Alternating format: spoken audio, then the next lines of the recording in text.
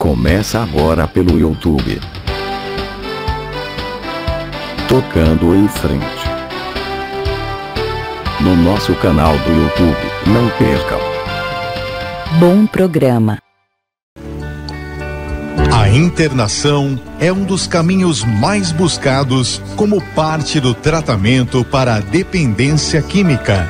É neste momento que muitas famílias encontram dificuldades. Com o objetivo de buscar vagas sociais a custo zero para atender famílias carentes, lançamos a campanha Tocando o Coração. Ouça o programa Tocando em Frente, com o psicólogo Ivanildo de Andrade, todos os sábados, a partir das 7h, pela Rádio 9 de Julho. E saiba mais sobre a campanha Tocando o Coração. Deixe seu coração ser tocado e venha fazer parte desta história. É isso aí, pessoal, programa Tocando em Frente com a campanha Tocando o Coração, para que tenhamos vagas sociais a custo zero para internação de pessoas que precisam, né, desse tipo de tratamento. Então, campanha Tocando o Coração. Se você se sentir tocado e quiser nos ajudar, pode ligar também para o DDD 11 2779 6420 2779 6420. Programa Tocando em Frente, família com amor exigente. Hoje aqui falando sobre Educa AE, reeducando famílias com amor exigente. Presenças do Ronaldo Risseto, diretor de comunicação da Federação de Amor Exigente, e dos coordenadores da Educae, projeto de reeducação familiar, Flávia Peixoto e João Peixoto. Ronaldo Risseto, apresente os coordenadores e fale para nós e para o nosso público esse projeto tão bacana do Amor Exigente. Não, na verdade, falando sobre a prevenção, né? Eu vou até antecipar, não é um projeto novo. Na verdade, o Amor Exigente já tem um programa de prevenção que existe há muitos anos, 20 e tantos anos. O que nós estamos fazendo, assim como vários outros grupos fazem, é tentar adaptar da melhor maneira para cada lugar. Então nós criamos um projeto, é um grupo de pais que já estavam fazendo com a gente esse trabalho no Amor Exigente, na prevenção, e que juntos são 3 famílias, certo, Flávio? E são 3 famílias que juntaram e montaram o que a gente chama de projeto Educae, que é trabalhar a educação, né? Basicamente a educação no sistema básico de resgate do equilíbrio da família. Então, a gente usa a educação para trabalhar o resgate do equilíbrio familiar. Então, eu vou te apresentar a nossa querida Flávia. A Flávia é a coordenadora junto com o Mardelo e o João. Flávia. Boa noite. João. Boa noite. Então, o João, com essa voz bonita dele, foi até locutor já, provavelmente, né? Então, os dois são hoje 2 dos nossos líderes. Nós temos mais 2 casais, e eu gostaria que vocês falassem então pra gente. Não é só 2? São 3, você, a André e a Simone. Basicamente são os 3 casais, certo? Que montaram. Claro, aí já existe o Seite e tal. O Seite é o nosso grande líder do TI, principalmente. Seite, aquele abraço, sei que você está olhando, ouvindo a gente. Eu gostaria que vocês contassem o pessoal qual foi o objetivo que a gente teve quando resolveu trabalhar através de palestras, mudar um pouco o perfil do Educae, para falar de prevenção. O maior objetivo do Educae é trazer trabalhar com o reequilíbrio das famílias, né? Trazer a funcionalidade das famílias novamente. E nós percebemos que é muito difícil conversar com pais que não têm nenhum tipo de problema mais sério com seus filhos. Falando de prevenção, porque na minha casa nunca vai acontecer. Como é que eu vou me prevenir de uma coisa que não vai acontecer na minha casa? Só vai acontecer na casa do vizinho, porque o vizinho, a minha prima, o meu parente não sabe educar, cuidar dos filhos dele, assim como eu tenho feito com os meus, né? Tão maravilhosamente bem. Então a gente vem com esse enfoque de trabalhar no formato de palestras, de cursos, de bate-papo com os pais a respeito de comportamentos que a gente observa, né? Na verdade são os 12 princípios do amor exigente, e a gente vem trazendo essa proposta dessa maneira. Isso tem trazido bastante sucesso, né? Do que falar exatamente. Na verdade é a prevenção, mas a gente não utiliza essa palavra dessa maneira, e as famílias têm Ela se adaptou melhor à ideia de que eu vou ter que reeducar a minha família para buscar um equilíbrio, né, novamente da família. É isso, na verdade elas se sentem melhor buscando conhecimento, indo conversar, né, do que buscar a prevenção. Ainda é um tabu, é muito pesado para as famílias. João, e você, como é que você enxerga esse trabalho que é feito pelo grupo de vocês, onde com tantas dificuldades hoje que as famílias têm em reeducar os seus filhos, como é que você entende que o programa Namorizente pode ser importante? Então, Ronaldo, o importante, hoje eu vejo na criação dos filhos, né, no mundo atual, que todo mundo fala no mundo atual, no mundo globalizado, a questão da educação, do equilíbrio, né, que a Flávia falou. E o costume das pessoas terceirizarem, né, as coisas. E essa terceirização da educação, infelizmente, está passando adiante, né? Então eu acho que a mulher procurar o trabalho hoje está longe dos filhos, o pai também está muito distante. Só que a educação pertence aos pais, não pertence à empregada, à tia, à escola, principalmente à escola, certo? Não pertence à escola de natação, o judô, tá? A educação pertence aos pais. Então, o que eu vejo, quando a gente montou aí, né, já o Educaê, dentro do equilíbrio, da prevenção, para pensar no futuro, né? Como nós vamos deixar os filhos pro futuro, né? Não só. Mas, João, por que eu tô fazendo esse questionamento para você e para Flávia? Porque esse programa já existia. E a gente entendia, a gente via, né, Flávia, que as famílias não atendiam aos nossos chamados. Nós mudamos o perfil para chamar de Educaê, ou seja, vamos educar, vamos reeducar. O que aconteceu do momento que nós mudamos o perfil de convocação das famílias? As famílias começaram a olhar de forma diferente, né? De forma diferente, porque hoje a situação de comportamento das crianças, dos adolescentes dentro da família é o que está pegando, né? No meu ponto de vista, vendo dessa forma. Então a gente trazendo esse trabalho, esse projeto dentro da sociedade, das escolas, mostrando para eles como trabalhar a educação, a reeducação dentro do contexto familiar, isso é muito importante. Flávia, as mulheres têm mais dificuldade em educar os filhos ou são os homens, pelo que você tem visto nesse grupo de pessoas que está atendendo? Tem mais mulher ou tem mais homem buscando a reeducação?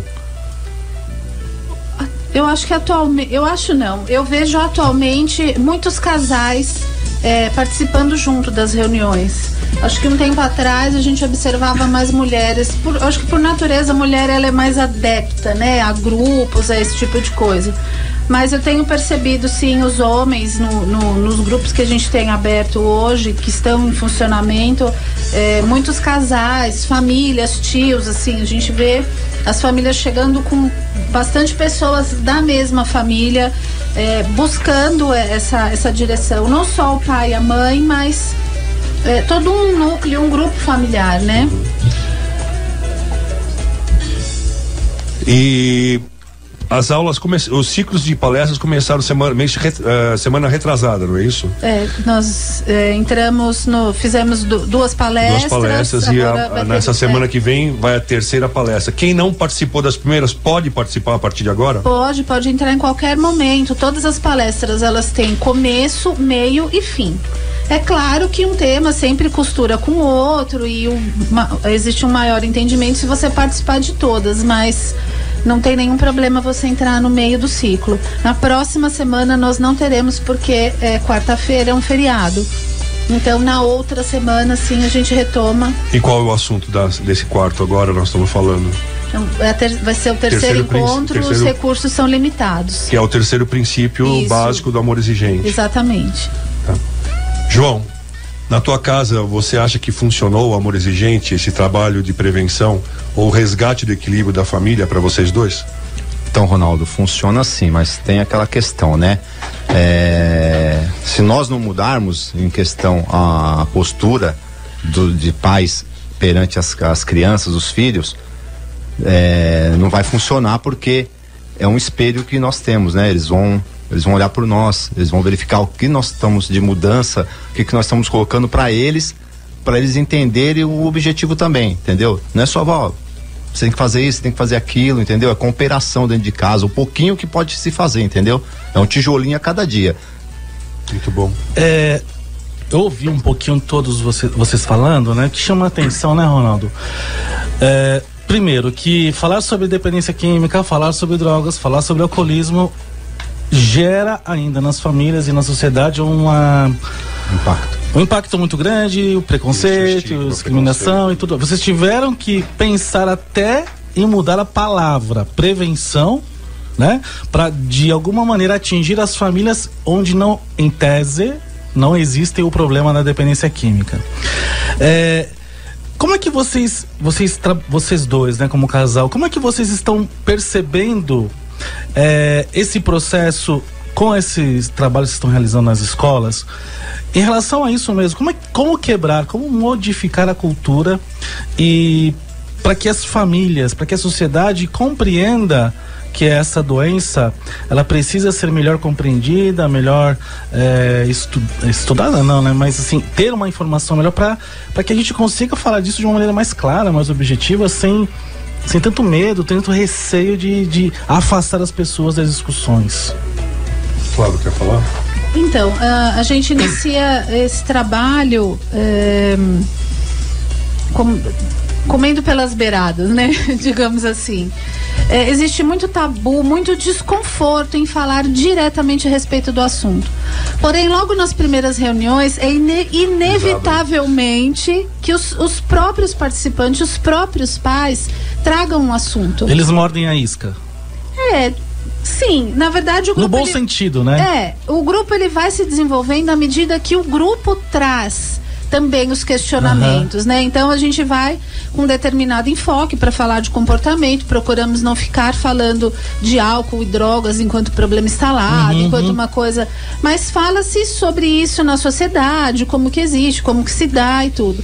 E à medida que o grupo vai se desenvolvendo e eles vão sendo receptivos e vão buscando informações, as informações estão sendo dadas. Se a gente for pensar na dinâmica dos grupos de mútua ajuda, onde já existem as famílias que já estão passando pelo problema. Então o que a gente fala sobre o que acontece, a dinâmica da identificação, né? Eu me identifico com outro que fala sobre o problema e muitas vezes também projeto naquela pessoa que já conseguiu superar o problema, opa, eu posso conseguir. Será que também para falar sobre prevenção é isso, né? O público precisa primeiro conseguir se sentir acolhido, se sentir identificado com a fala do orador Eu te diria o seguinte, minha visão de algumas experiências já desses grupos. Obviamente, ninguém quer pensar que vai ter droga na casa dele. Sim. Então a gente, não adianta falar assim, olha, venha que é uma prevenção teu filho usar droga. Mas a gente sabe que a droga tem um caráter comportamental muito forte, além do fato de que uma pessoa pode ter geneticamente uma tendência, mas a gente tenta trabalhar nos grupos, principalmente de prevenção, a ideia do comportamento, entende? Buscar dentro de cada família que eles identifiquem aqueles sinais que acontecem nos jovens, o garoto agressivo, o garoto rebelde, ou o garoto muito organizado também. A gente tenta trabalhar no comportamento primeiro, para que os pais percebam que a família vai ser fator de proteção quando ela estiver equilibrada. Então, a gente primeiro fala do comportamento. Claro que no meio desse processo as pessoas se identificam. Então, nos nossos grupos sentou um monte de pessoas, começaram a partilhar. Aí uma mãe ela tá ouvindo falar de que meu filho é mal educado, meu filho é isso. Daqui a pouco a mãe se abre e fala, ó, na minha casa tem problema. E aí a coisa começa. Que tipo de problema? Problema de identidade com comportamento mau comportamento, agressividade. E aí às vezes aparece até o problema das drogas. Mas você não chama a droga com a primeira mensagem, e sim o comportamento da família, porque a família equilibrada é aquela que tem um comportamento equilibrado. E esse reeducar famílias é nesse sentido. Então o reeducar a família é dar à família a possibilidade de se olhar, isso, de avaliar como é que essa dinâmica hoje acontece. Exato. E fortalecer essa questão do fator de proteção. Exatamente. Eu costumo dizer assim, que num grupo normal de amor exigente, onde a gente fala de problema instalado, as famílias chegam com problema de álcool e drogas instalado. Num grupo de prevenção, as famílias também chegam com problema instalado. Inevitavelmente, todas as famílias têm um problema instalado diferente. né? Quando a gente está falando de um grupo de prevenção, nós estamos falando de hiperatividade, nós estamos falando de dislexia, nós estamos falando, sei lá, de distúrbios, desvios de comportamento, nós estamos falando de gravidez precoce, de vandalismo, né? São todos problemas, mas a gente ainda está um passo antes das drogas, né? Normalmente comportamentos inadequados já estão acontecendo, não exatamente a droga, né? É o que a gente pode chamar de uma família disfuncional, onde ainda não surgiu o sintoma, ou seja, o sintoma de alguém dessa família fazer o uso de uma droga ou do álcool. Mas existem outros sintomas que já revelam a necessidade de reeducar a família para prevenir que uma situação com envolvimento aconteça. Exatamente. A gente tem assim, na questão dos pais, tanto temos pais extremamente permissivos, como pais extremamente autoritários, cobradores. E a gente percebe assim as crianças sufocadas, os jovens sufocados, perdidos. Estamos assim, né? Os pais dos adolescentes, os adolescentes entram numa fase muito difícil, e nós como pais a gente também não sabe como lidar com tudo isso. São muitas questões. Aí, né? Vai para o lado da tecnologia, tudo muito rápido, muito, né, frenético, e são todas essas questões que a gente fala nas nossas reuniões, nos nossos encontros. Sempre baseando o trabalho de educação nos princípios básicos e nos princípios éticos, entendeu? Do amor exigente. Do amor exigente. Então isso é importante. Tudo isso que a Flávia falou é exatamente, a gente trabalha todo esse momento aí de desconforto familiar com base no princípio. E é interessante porque quem conhece os 12 princípios básicos e éticos do amor exigente tem essa percepção, né, de que se isso fosse aplicado de uma maneira preventiva nas famílias, com certeza nós teríamos famílias melhores, porque os seres humanos que compõem essas famílias com certeza também serão melhores, é isso? Isso, porque até mesmo as coisas assim, alguns comportamentos lá na infância pode se desencadear lá na frente uma situação complicada, entendeu? Até a procura de alguma situação do indivíduo, que é quando se torna adolescente, partindo por alguma situação que não é viável, entendeu? Então esse comportamento que você às vezes vê na escola de uma criança bagunceiro, até mesmo aquela criança que, como eu falava, está quieta ali, mas algum problema de repente ele pode ter. E como ajudar a família?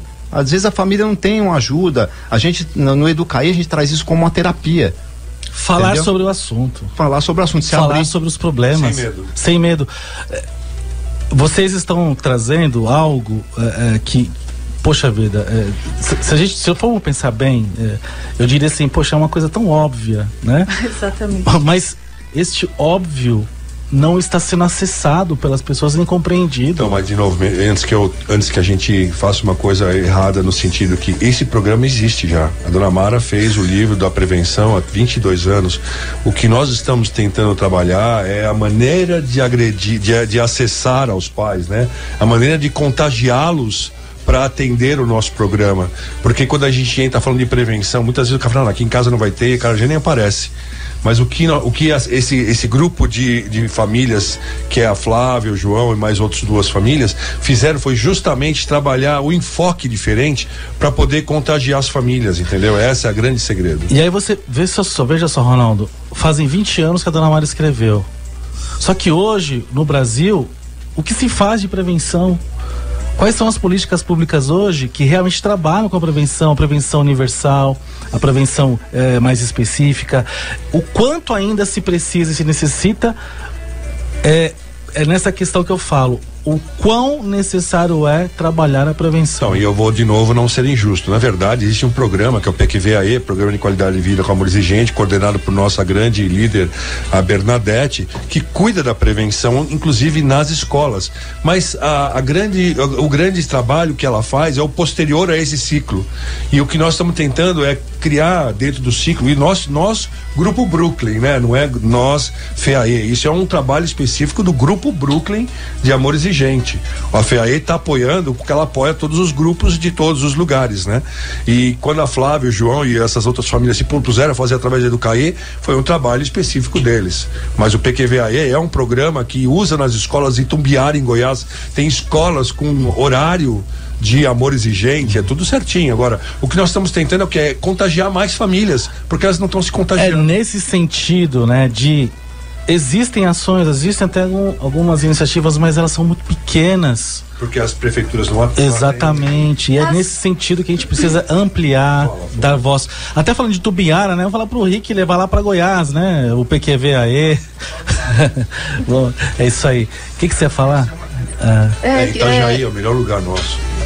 Que a grande dificuldade nossa e dessas iniciativas públicas é a adesão da população.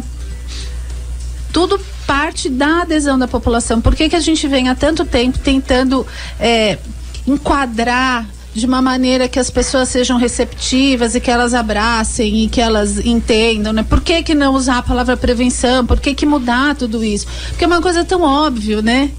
É tão óbvio quando você lida com famílias que já sofreram, que estão em sofrimento, né? Você recebe, você tem uma receptividade maior sobre isso, porque tem outros programas, outras coisas que vão acontecendo e aí elas acabam minguando. Se outras famílias quiserem participar, né, quem está nos ouvindo agora, até poxa, eu não tenho problema da dependência química, não tem ninguém na minha casa que faz uso de legal, que bom. Para participar precisa ter o problema, não precisa ter o problema? Como é que as pessoas podem interagir mais, saber mais, participar mais, contribuir com esse projeto de vocês? Atualmente nós estamos com um ciclo de palestras no Colégio Magister, na Zona Sul de São Paulo. E nós nos encontramos às quartas-feiras, às 8 horas da noite. É das 8 às 10 da noite, todas as quartas-feiras, exceto quando tem feriado. É aberto à comunidade, tem estacionamento no local. Você tem endereço? Não, então. Nós vamos disponibilizar aqui depois no Facebook, mas então todas as quartas vocês realizam esse trabalho lá no Colégio Magister. Então é como se fosse um grupo mesmo de mútua ajuda, só que é um grupo de reeducação que vocês estão implementando. É um ciclo de palestras todas as quartas-feiras, sendo a última palestra no dia 30 de novembro. Aí se encerra esse ciclo de palestras, nós obedecemos às férias escolares e voltamos no segundo semestre. Pode ser que continuemos no Magister, pode ser que não, e aí entrando no site do EducaE, é www.educae.net.br. Nós vamos estar anunciando, publicando lá pro primeiro semestre de 2017, onde serão os grupos. Legal, hoje, né? Nós temos só esse do Magister. Dá para implementar nas escolas. A Eliane lá do Gábata, um abraço, Eliane, tá falando assim: os grupos de prevenção EducaE são um local para trocar ideias e aprender a lidar com problemas do dia a dia de toda a família. Pouco isso, né? É bastante isso, né? Não um pouco isso, é bastante isso. Então é um encontro, né, que é muito gratificante também. O próprio Magister, que é um colégio que nos convidou para participar, cedendo o espaço para o EducaE poder fazer essas palestras lá dentro. Então a gente queria até agradecer a coordenação do Magister por acreditar nesse trabalho, tá? Um trabalho de voluntários, tá? Estamos lá todas as quartas-feiras, que a Flávia falou, e recebendo essas famílias, batendo papo, trocando ideias. E é importante falar também, não só eu como a Flávia aqui, que somos pais também. Nós erramos, entendeu? Porque nós somos do EducaE, mas a gente está aprendendo a cada dia, a cada palestra, a cada ciclo com os participantes que estão indo lá. É uma troca, né? Uma troca de ideias, porque hoje com os filhos não tá fácil, não. Legal. E quanto que o Colégio Magister está gastando aí financeiramente? Vocês estão ganhando rios de dinheiro lá, é isso? Não, é um grupo voluntário e gratuito. Gratuito? É um voluntário gratuito. Nem o Magíster nos paga nada, nem nós recebemos nada. Então, escolas de plantão, professores, diretores que estão aí nos ouvindo, por favor, levem para suas escolas ações como essa. Ajudem os alunos, os nossos jovens, as nossas famílias a estarem mais preparados para lidar com todas essas dificuldades hoje dessa sociedade tão maluca que vivemos. E olha só, a custo zero, com o apoio, o suporte da Federação de Amor Exigente e com o trabalho de pessoas que estão aí querendo apenas ajudar. Mandar um abraço pro Aquiles Portas das Estrelas, lá de Jandira, pra Geisa Lopes também, que tá aí na escuta, dizendo que gostaria de estar aqui conosco. Com certeza, Geisa. Na próxima vez você já estará aqui participando também. E para todo mundo que está interagindo aí pelo nosso Facebook com o programa Tocando em Frente Família, Amor Exigente. Vamos para o nosso intervalo e na sequência voltamos. Casa Dia São Paulo.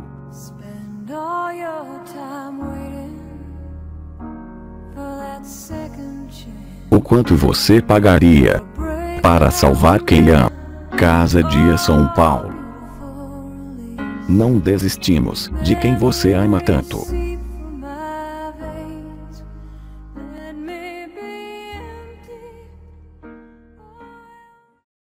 De volta ao programa Tocando em Frente Família com Amor Exigente. O Rick está aqui conosco hoje. O Rick é o fundador da ONG Salve a Sila de Brasília. Veio aqui para São Paulo, deu uma passadinha aqui nos estúdios. Ele tá ouvindo aqui um pouquinho do que está sendo dito. Ele, na semana passada, falou um pouco também do trabalho do Amor Exigente, como referência para ele lá também em Brasília. É um prazer enorme tê-lo aqui conosco. Ô Rick, qual é a sua opinião? O que você tá achando desse trabalho do Educaê? O que você pensa sobre essa questão da prevenção com as famílias e o trabalho que vocês também devem fazer lá, né? Sim, boa noite a todos, é um prazer estar com vocês aqui na Rádio 9 de Julho. Um abraço a todos os ouvintes, parabenizar não só o trabalho da rádio, mas também do Amor Exigente, que é referência na recuperação de familiares lá no nosso Distrito Federal e no estado do Goiás. Eu estou aqui um pouco abismado aqui e tiro o chapéu para o que vocês estão fazendo, porque no tratamento do dependente químico a gente consegue só um pouquinho, né? Salvar vidas ali 3 de cada 10, né? E ainda trabalhando com muito afinco, né? Agora, evitar que eles cheguem na dependência química, que eles se tornem um dependente químico e potencial, já é um trabalho muito árduo na prevenção ao uso de drogas. Agora, você atender famílias que não tem droga dentro de casa, que não está vivendo ainda essa questão, e fazer prevenção, tendo todo esse cuidado, todo esse trabalho, né, que é um trabalho de formiguinha, a gente sabe dentro do grupo, né, que quando a gente vai abordar esses temas, e eu tô aqui satisfeito de saber que vocês nem abordam, são os pais de crianças, de pré-adolescentes que vêm abordar esse assunto com vocês.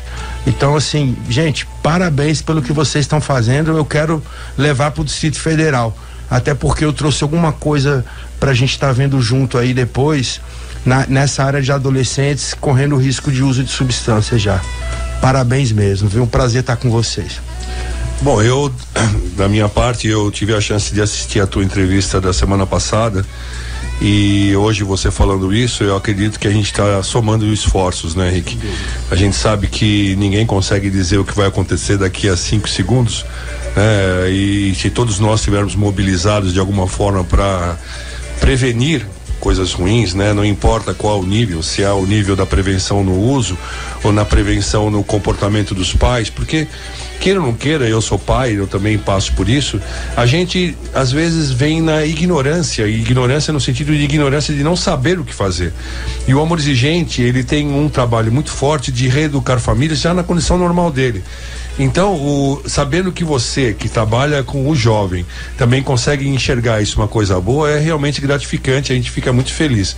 Nós temos consciência da importância e da serenidade que tem que ter a tua turma que trabalha com o adicto, né? Porque não é uma coisa tão simples. Agora, você não imagina como os pais têm dificuldade de manter a sobriedade também. E são eles muitas vezes que prejudicam o resgate ou a recuperação de um filho. Eu vi isso, eu atrapalhei, eu lembro bem que eu fui um cara ruim para a recuperação do meu. Então é muito importante saber que você também enxerga isso bem, porque para nós é importante imaginar que a família é fator de proteção se tiver equilibrado. Se não tiver...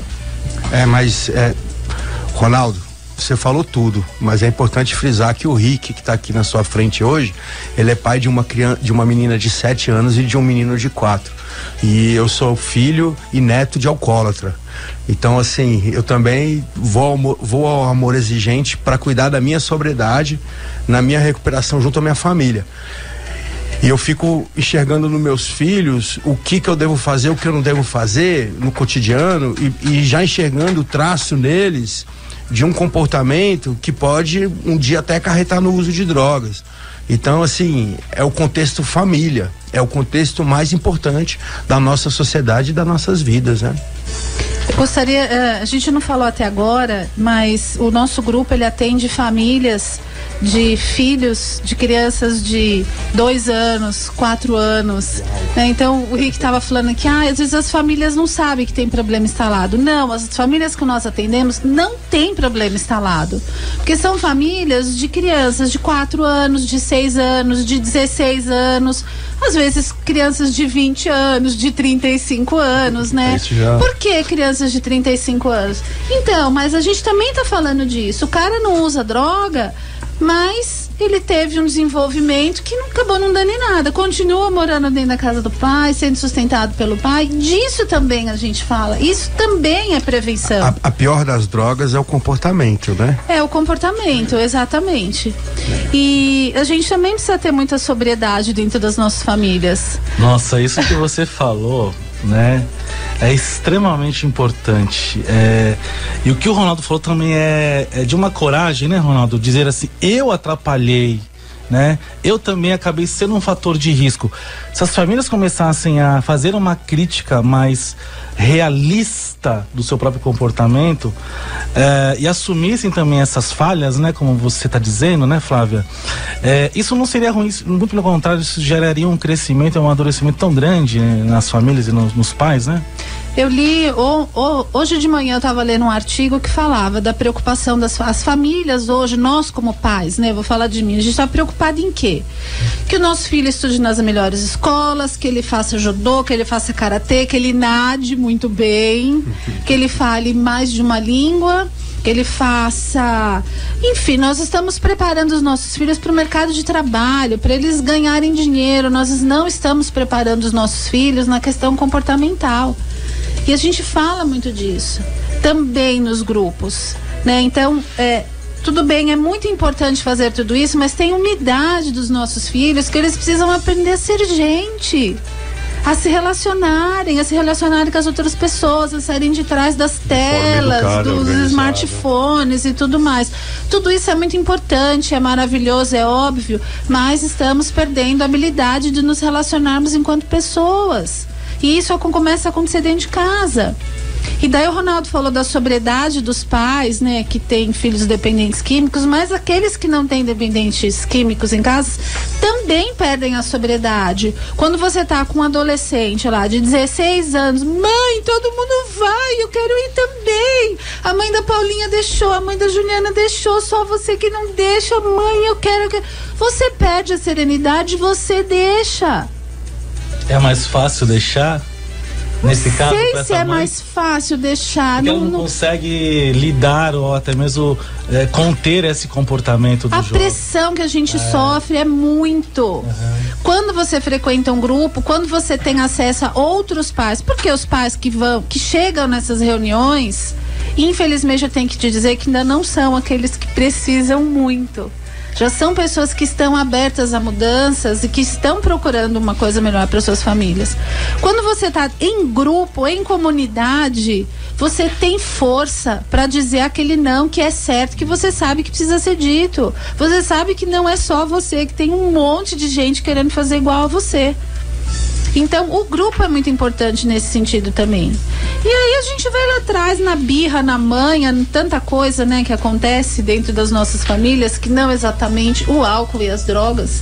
Eu só queria aproveitar, o Rick aqui. O Rick, na tua comunidade, vocês exigem que os pais participem de grupos de apoio para dar esse suporte na saída dos jovens? Como é que é isso?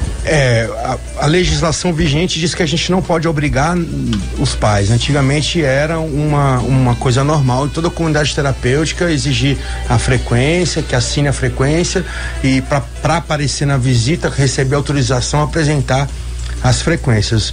Hoje a gente conseguiu contagiá-los a participar das reuniões, porque a gente faz um movimento muito maciço, através de grupo no WhatsApp e das temáticas apresentadas nas reuniões. Então a gente consegue trabalhar muito as famílias. E a gente pegou um local dentro do Distrito Federal, que é o Sol Nascente, que é um local muito pobrezinho, e o padre nos cedeu a sala lá. Então a gente tem 2 núcleos, um para suporte à família e outro para suporte a ex-acolhido na fazenda, que é o grupo dos fazendeiros, né? E assim, eu achei, vocês falando aí, eu fui me identificando, né? A minha filha veio me pressionar semana passada com todo um discurso de manipulação já na idade de 7 anos. Papai, a Julinha falou para mim que eu tenho que fazer o 2º turno do colégio, porque lá a gente vai pro balé, a gente vai pra capoeira, a gente vai pro inglês e tararau. E eu fiquei escutando tudo aquilo e virei para minha filha e falei assim: Arela, e o nosso convívio? E os nossos momentos agradáveis, nossos passeios no parque e os momentos que a gente troca energia? Será que você só tem que estudar?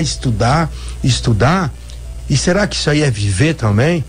Então isso veio natural de mim, acho que pela bagagem que eu venho recebendo dentro do meu viver. Mas isso, depois eu fui fazer uma reflexão em cima, e foi exatamente no começo da tua fala, de que a gente não pode, de jeito nenhum, deixar que os nossos filhos sejam um produto para o mundo, né? São seres humanos, são pessoas maravilhosas, são o melhor da gente, precisa ter muito cuidado em como a gente vai expor eles ao mundo, né? Então, é muito importante isso. Eu costumo dizer, do 0 aos 7 é dentro de casa, dos 7 aos 14 é em casa e na rua, dos 14 em diante, se não tiver bagagem, vai pifar. Já me perguntaram já uma vez, perguntaram assim pra mim, o que eu faço?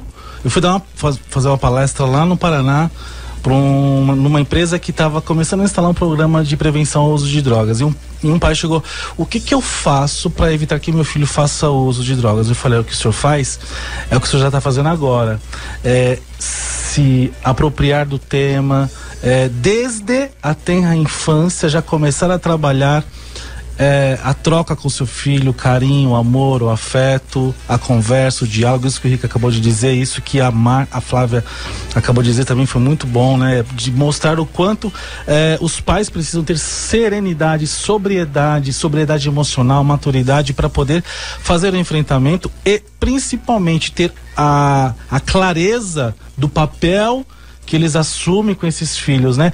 Eu não sei se o Ronaldo, a Flávia, o João, vocês observam esses pais aí um pouco sem saber direito qual é o papel deles nesse processo?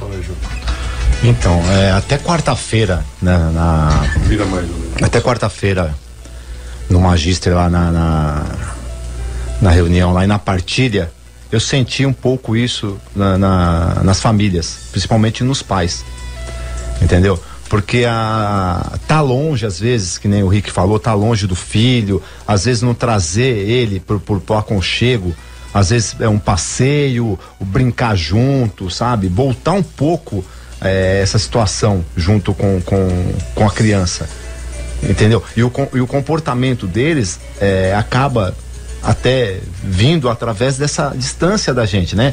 Porque a gente tem que mudar também para eles também entender essa mudança, e você chegar junto com eles no carinho, no afeto, no saber até brincar. Então, na forma que o Rick falou que e o passeio é só estudar. Não, estudar é o complemento da vida. Você precisa estudar, mas você precisa do carinho, entendeu? Esse carinho, esse equilíbrio, e se a gente não tiver equilibrado para poder passar isso para a criança, a família vai ficar disfuncional. Família disfuncional. E nós temos que ter paciência. Eu também sou pai. Eu hoje olho pro meu filho e falo: meu Deus do céu, né? Como é difícil, rapaz. E às vezes a gente tá sem paciência, né? E o filho tá querendo falar, querendo brincar. E é isso que o pai precisa aprender a fazer, né? Nesse momento, ter essa sobriedade para não falar uma palavra atravessada, para não falar alto com o filho? Você sabe, Ivanildo, o Amor Exigente é um programa que tem 12 princípios de educação. Se você parar e olhar aqueles princípios, tem os princípios éticos, obviamente, moral e ética é uma coisa fundamental para dar garantia dos princípios básicos. Mas nós só falamos de educação ali. Não tem nada de novo. Então a gente convoca pais a conhecer mais sobre Amor Exigente, a visitar as salas de Amor Exigente. Os grupos de apoio não tem a ver com droga, o grupo de apoio tem a ver com comportamento, como você vai estar cada vez melhor. Que dia é hoje, o primeiro dia da sua nova vida, porque você pode mudar o seu comportamento e trazer equilíbrio dentro da sua casa. Isso é o grande segredo do Amor Exigente. E nós temos programas de todos os tipos que podem ser aplicados, cursos de todos os tipos, mas principalmente o cara indo a um grupo de apoio, ele vai entender que a mudança que a gente pede que ele faça é o do comportamento dele. Se torne uma pessoa melhor, um ser humano melhor. Fantástico, gente. Faltam 2 minutinhos para encerrar o programa. Vamos para os nossos finalmente. Rick, quer deixar um abraço para alguém? Aí a gente já passa para Flávia. Claro. Com você. Eu acho que eu tenho que mandar um abraço lá para minha esposa Alexandra agora. Um beijinho que está nos ouvindo, um beijo na Arela, um beijo no Theo, nosso furacão. E parabenizar o programa Tocando em Frente, Ivanildo, e todos vocês ouvintes que estão aqui conosco hoje, mas em especial o Amor Exigente, que vem fazendo um trabalho fantástico em todo o Brasil. Muito obrigado, gente, pelo convite. Um abraço. Tudo isso também, a gente tem que agradecer a cada um que está junto conosco lá no Educaê. O Edson, a Andréia, a Simone, a Zilda, o Guilherme, o Seite, que é a Mercedes. São pessoas fantásticas como Luiz Fernando, que é o nosso presidente, tá? O Ronaldo aqui que tá sempre com a gente, tá? Um alto astral bacana. E agradecer muito também uma pessoa que tá aqui na minha frente aqui, é a minha esposa Flávia. Por favor, João. Que é muito importante. Que é muito importante. Olha os olhinhos dele já chorando aqui, ó. Que é muito importante porque nós estamos juntos nesse trabalho aí, certo? Temos 3 filhos, um 16, um de 11 e um de 9. Isso é lindo. Tá? Então isso é muito bacana, tá? E Rick aí, esse trabalho que você está fazendo lá na Distrito Federal.